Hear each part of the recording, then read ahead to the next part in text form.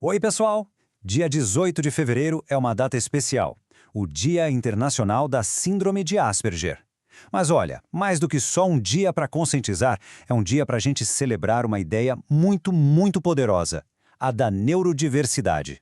E para começar, vamos direto ao ponto e quebrar um mito. Muita gente ainda vê essa condição de um jeito meio torto, sabe? Mas a mensagem que tem que ficar clara desde o início é essa. A gente não está falando de uma falha ou de algo que precisa ser consertado. Na verdade, é o exato contrário. Pensa assim, é como se fosse um sistema operacional diferente. Um jeito único que o cérebro tem de processar o mundo e que traz uma luz toda própria e super valiosa para todos nós. É por isso mesmo que o nosso foco aqui é na celebração.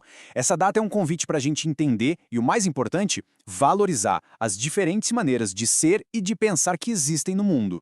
E para entender isso de verdade, tem uma palavra-chave: neurodiversidade.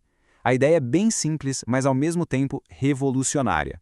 As diferenças no cérebro não são defeitos, são variações naturais. É que nem ter cores de olhos diferentes, sabe? A gente tem jeitos diferentes de pensar, e todos eles são válidos. Certo, mas por que esse nome, Asperger? Para a gente entender a data, a gente precisa voltar um pouquinho no tempo para ver de onde isso tudo veio. Então, o dia 18 de fevereiro foi escolhido por ser o aniversário de Hans Asperger. Ele foi o pediatra austríaco que, lá nos anos 40, descreveu esse perfil pela primeira vez. Hoje, a data é menos uma homenagem a ele e muito mais uma celebração moderna da ideia da neurodiversidade em si. E essa mudança de foco, gente, é fundamental, porque o nosso jeito de entender o assunto evoluiu demais desde os anos 40. Isso mudou absolutamente tudo. Agora, olha só que interessante. Mesmo que o nome Asperger ainda seja usado na data, a ciência já avançou. Hoje em dia, nos manuais médicos, ele não é mais um diagnóstico separado, mas sim parte do espectro autista. Isso aconteceu para reconhecer que as características são muito parecidas, e principalmente para não criar uma espécie de hierarquia, sabe? É tudo parte da mesma e riquíssima diversidade humana. Com essa nova visão, a gente pode focar no que realmente importa: as contribuições incríveis e o impacto super positivo que essas mentes trazem para a nossa sociedade. Pessoas nesse espectro muitas vezes têm verdadeiros superpoderes. Uma inteligência lógica afiadíssima, a capacidade de mergulhar num assunto com um foco que, olha, a maioria de nós só pode sonhar em ter. Uma honestidade direta que corta qualquer ruído e, talvez o mais importante, uma perspectiva original. O famoso pensar fora da caixa, que é o motor de toda inovação. E essa frase que está aqui no slide resume tudo perfeitamente. Historicamente, a gente não está falando só de diferenças, a gente está falando de características que foram a base para alguns dos maiores saltos que a humanidade já deu. A gente vê esse impacto em todo lugar.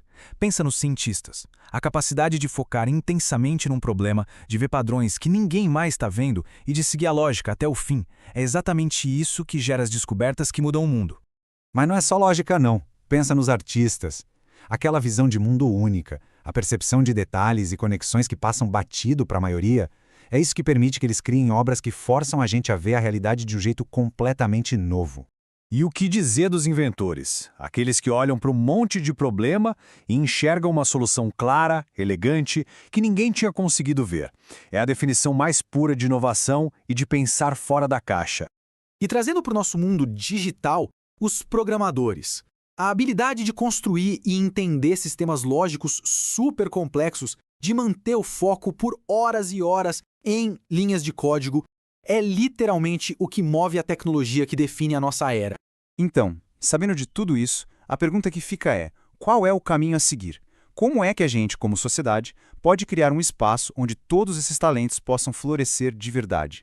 O objetivo final é esse: construir um ambiente onde o respeito, a inclusão e o apoio sejam o padrão e não a exceção. Um mundo onde cada pessoa tenha o espaço e as ferramentas para brilhar com a sua luz única. E a boa notícia é que todo mundo pode ser um aliado. Como? Primeiro, espalhando a informação correta para quebrar os mitos. Segundo, não ficando em silêncio quando a gente vê o preconceito. E terceiro, que é o passo mais poderoso, celebrar ativamente as diferenças, reconhecendo que é nelas que está a verdadeira riqueza do nosso mundo. Para a gente terminar, fica uma provocação. E se o futuro que a gente está construindo não for um que apenas aceita a neurodiversidade, mas um que é ativamente construído por ela? Já pensou no potencial que a gente libera quando cada mente, com seu jeito único de ver o mundo, não é só bem-vinda, mas é celebrada como essencial?